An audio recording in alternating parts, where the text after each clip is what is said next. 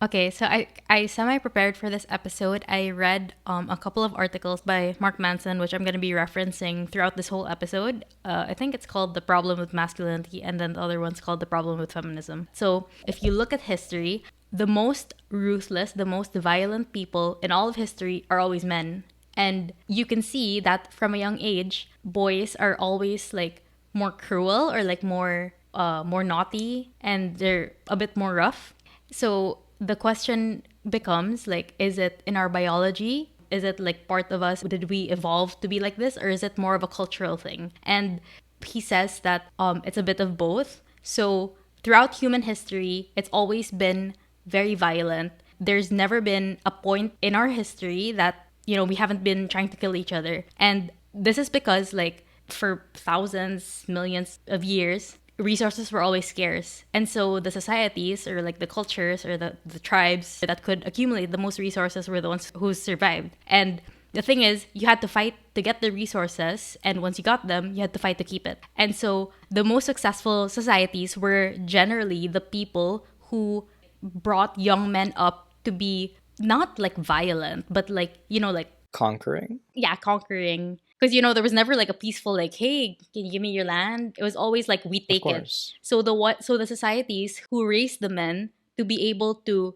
be aggressive and like take things were the ones who were most successful. And the reason why it was always men is because not only were they more strong and more able and everything, like hunter gatherer, like guys, I guess, evolved to be the ones who were in dangerous situations and stuff. So not only were they stronger and more able, but they were also like, I think Mark Manson's word was disposable. Because, for example, if humanity was wiped out and you needed a new generation of people, you could only do with two men. But then you can't have a small amount of women because you need a lot of mothers. Yeah, Exactly. so it was like men were kind of like more disposable, and therefore they were the ones who were put into more dangerous situations because I guess like they needed the women more in a way. So if you look at most of history, masculinity has been about the three P's. So it was like they were there to protect, provide, and procreate. This version of masculinity evolved to benefit society. But the thing is, like, times have changed. And we kind of still, as a society, like, we still, like, carry that until now. But times are so different. Like, there's nothing to conquer. There's nothing to be, like, super aggressive about. Their use before, it's not as relevant now. Because, like, there's no violence anymore. Diba? Like, for example, if there is, it's kind of like small military, just like protecting at borders, I guess. There's no like physical violence anymore. Like, okay, there's some countries still at war and stuff, but everything's kind of like, I guess, become cyber, or it's kind of all about like mind games now. So you don't really need men to like go out and fight now. And at the same time, like economically, we've kind of become a more service economy. So like you don't need physical labor anymore. Like everything's kind of become more like people to people, like making things more convenient or like based on your personality, not on like your strength. Yes. And at the same time, the feminist movement has kind of become more strong. Like we've become more moral as a society. And so it's like everyone's kind of like fighting for equality and everything. So then men's roles throughout history were really just provide, procreate, and protect.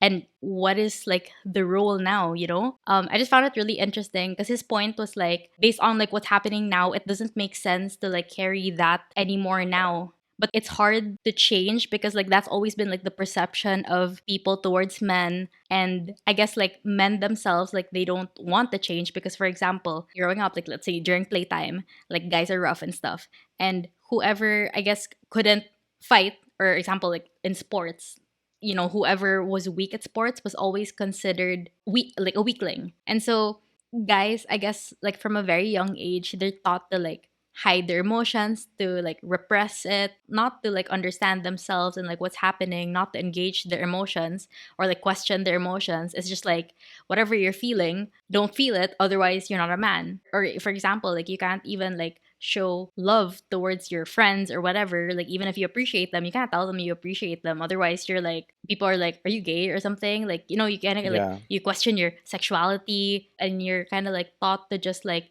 the only person that you should love is your girlfriend or your wife, or like that's it. Like you reserve it for like your future family, and to everyone else you're Yeah. kind of like there's a wall up. Yeah, no, I think that's a terrible approach. And I mean, as a guy, I've grew up around that culture. Personally, in my house, I've never experienced that because my family's very open. But the minute I went to school and I started to see how other people behaved, how their guys behaved among each other, then I found it very different from what I was used to. And I suppose you could say it felt a little too much, like you were always putting on a show and you couldn't be your true self. Like who says that you can't be masculine by being emotional or being vulnerable? You can still be a masculine man and still be a vulnerable person and still be an emotional person. You can still show emotions. But I think society as a whole has kind of like shunned that, like emotions and all is a sign of weakness, Mm-hmm. right? Which in a way it could be true. Like there is some truth to it, but I don't think it's entirely true. Because yeah, if you are overly emotional, and this applies to both men and women, if you're too emotional and you don't take action for your emotions, then that is a sign of weakness. You are being weak with your emotions. You're just Yeah. crying or whining or complaining about things. But this applies to both men and women. The thing is, when a man does it, it's extremely weak. When a woman does it, it's like, oh, and that's where toxic feminism also comes in.